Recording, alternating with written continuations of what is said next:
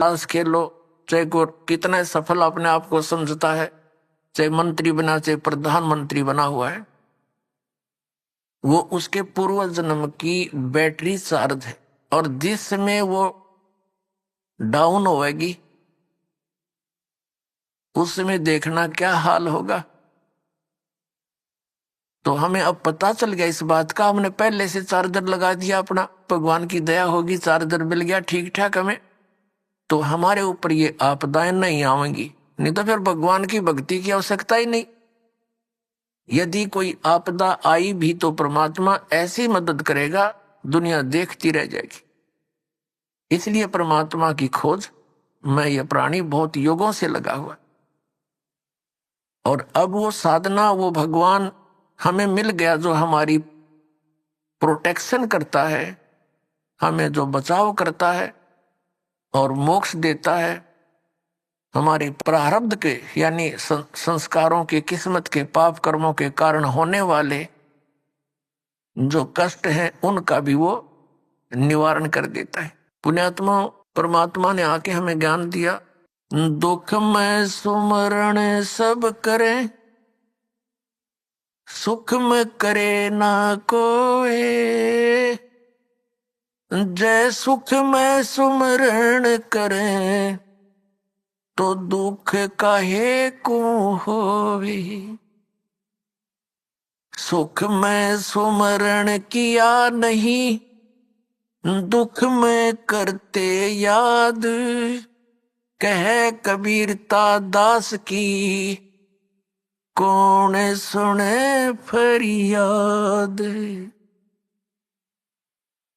परमात्मा ने आके बताया कि दुख में तो सब भगवान को याद करते और सुख में याद नहीं करते, सुख में सुमरण किया नहीं और फिर दुख में करते याद, कह कबीरता दास की फिर कौन सुने फरियाद। तो पुण्यात्माओं, जो व्यक्ति आज अपने आप को इस झूठे सुख में सुखी मानता है और वो इन आपदाओं के आने से पहले ही परमात्मा के चरणों में लग जाता है, भक्ति करता है, तो उसके ऊपर आने वाले कर्म के कष्ट नहीं आवेंगे। और जो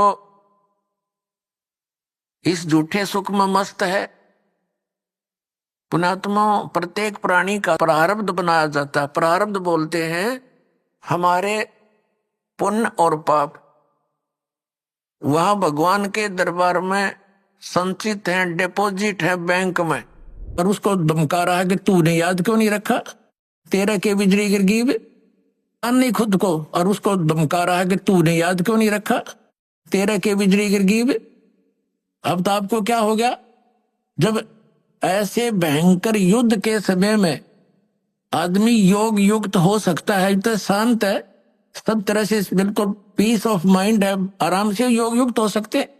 भाव कहने का ये पुण्यात्माओं, श्री कृष्ण जी का तो रोल ही नहीं था गीता के ज्ञान देने में। अब श्रीमद् भगवद गीता का ज्ञान दिया किसने है, ये काल ने दिया। गीता जी अध्याय नंबर 11 के श्लोक नंबर 32 में स्वयं कहता है कि अर्जुन मैं काल हूं और देख तेरे सामने ये मेरा वास्तविक रूप है। और इस रूप का इसके 667 पृष्ठ पर आप जी को ले चलते हैं।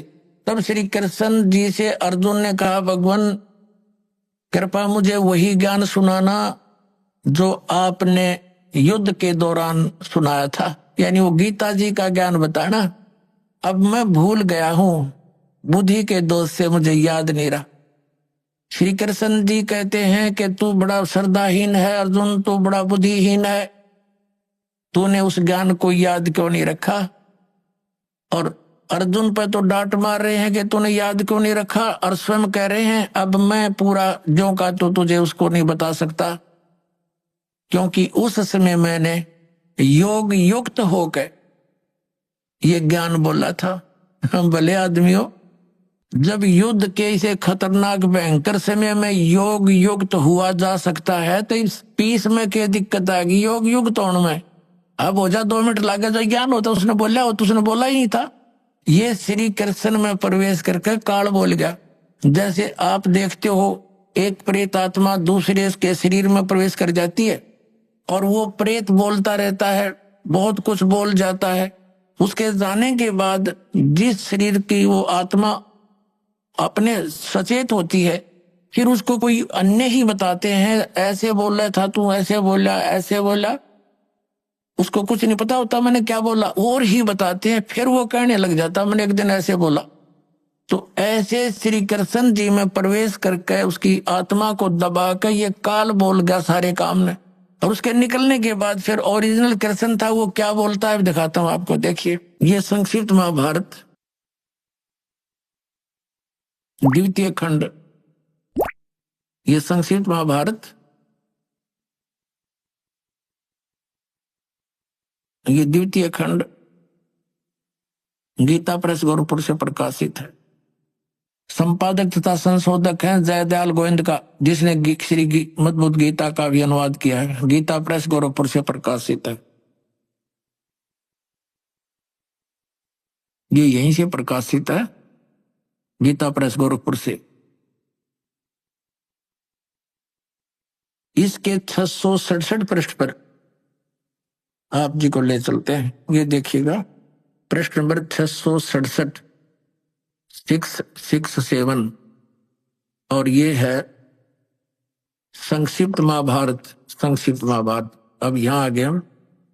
जन्मे जय ने पूछा, ब्रह्मन, शत्रुओं का नाश हो जाने के बाद जब महात्मा श्री कृष्ण और अर्जुन सभा में बैठकर वार्तालाप कर रहे थे, उस समय उनमें क्या बातचीत हुई? तो वैशंपायन जी कहते हैं, कहा राजन, श्री कृष्ण के सहित अर्जुन ने जब अपने राज्य पर पूरा अधिकार प्राप्त कर लिया तो वे दिव्य सभा भवन में आनंद से रहने लगे। एक दिन सज्जनों से घिरे हुए वे दोनों मित्र स्वेच्छा से घूमते घूमते सभा मंडप के ऐसे भाग में पहुंचे जो स्वर्ग के समान सुंदर था। पांडुनंदन अर्जुन श्री कृष्ण के साथ रहकर बहुत प्रसन्न थे। एक बार उन्होंने उस रमणीक सभा की ओर दृष्टि डालकर भगवान से ये वचन कहे, देवकी नंदन, जब युद्ध का अवसर उपस्थित था उस समय मुझे आपके महात्म का, अब यह चर्चा हो रही है इनकी, महात्म का ज्ञान और ईश्वरीय स्वरूप का दर्शन हुआ था, किंतु केशव, आपने स्नेहवश पहले मुझे जो ज्ञान का उपदेश किया था वह सब इस समय बुद्धि के दोष से भूल गया है। उन विषयों को यानी गीता, श्रीमद् भगवत गीता के ज्ञान को सुनने के लिए बार बार मेरे मन में उत्कंठा होती है। इधर आप जल्दी ही द्वारका जाने वाले हैं, अतः पुण्य वह विषय मुझे सुना दीजिए। वैशंपायन जी कहते हैं, अर्जुन के ऐसा कहने पर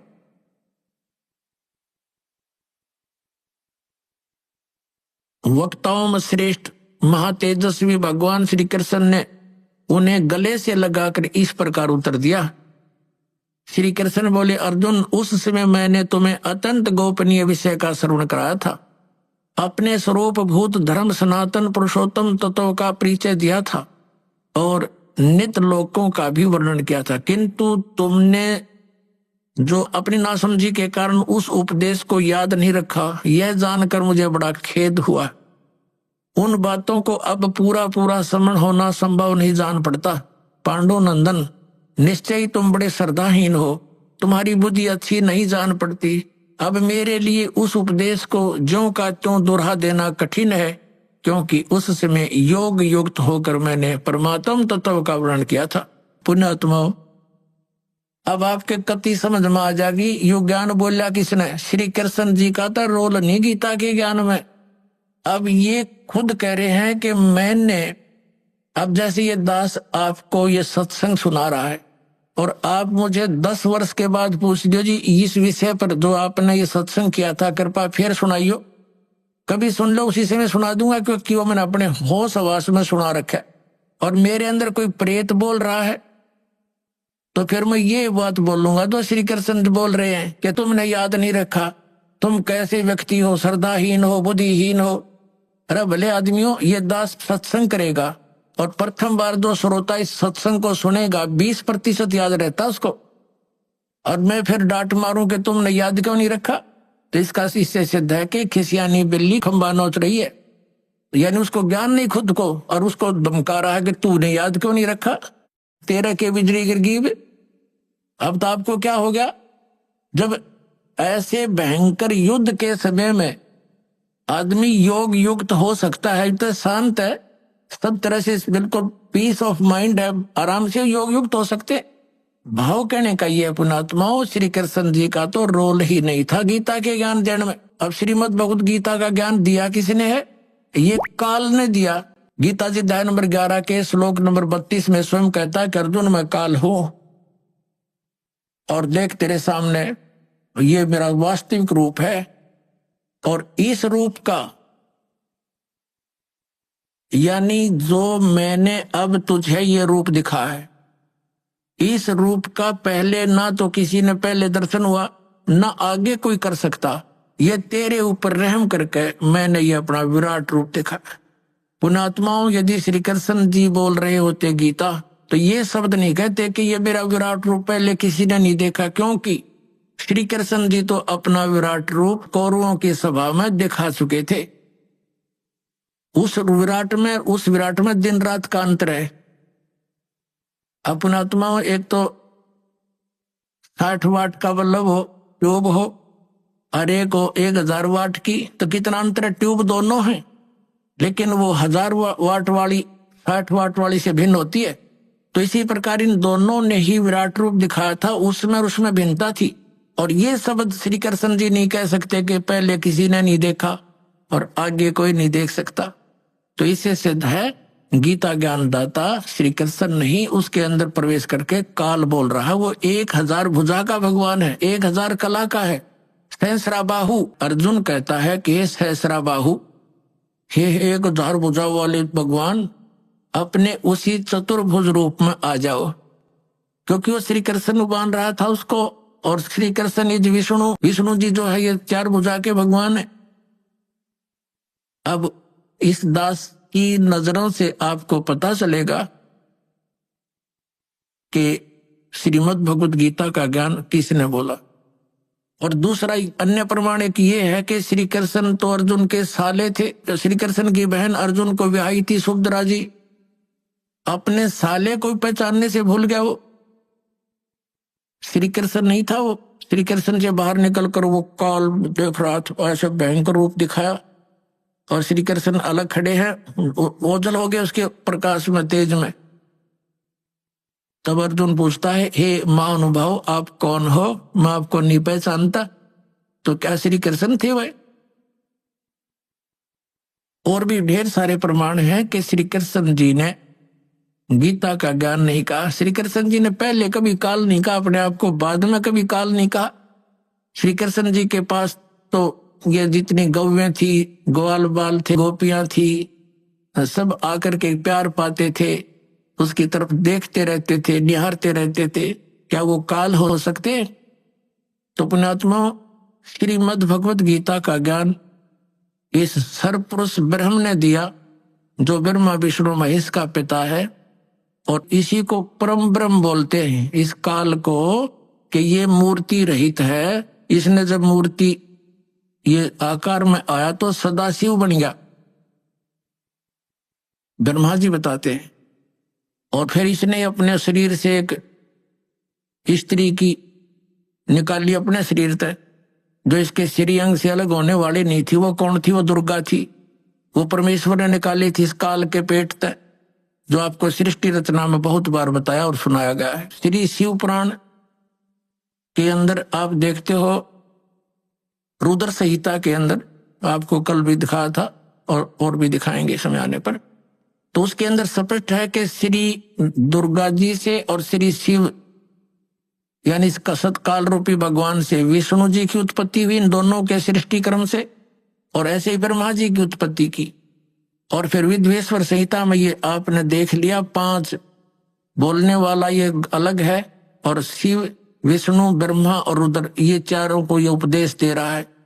तो ये काल रूपी ब्रह्म जो है, इसने गीता जी का ज्ञान बोला, और इसने अपनी सतिथि बताई कि तेरे और मेरे बहुत जन्म हो चुके अर्जुन, तो नहीं जानता मैं जानता हूं। और इसलिए परम अक्षर ब्रह्म की तरफ 18वें अध्याय के 62वें श्लोक में इसने कहा है यदि तूने पूर्ण मोक्ष चाहिए, परम शांति की चाहिए, तो उस परम अक्षर ब्रह्म की शरण में जा। उसकी कृपा से ही तू परम शांति को और सनातन परम धाम को प्राप्त होगा। फिर ये उसके लिए ऑप्शन छोड़ दिया कि उसके लिए तत्वदर्शी संतों की खोज कर, वो संत जैसे बताए तू वैसे भक्ति कर, तब तेरा पूर्ण कल्याण होगा। बोलो सतगुरुदेव।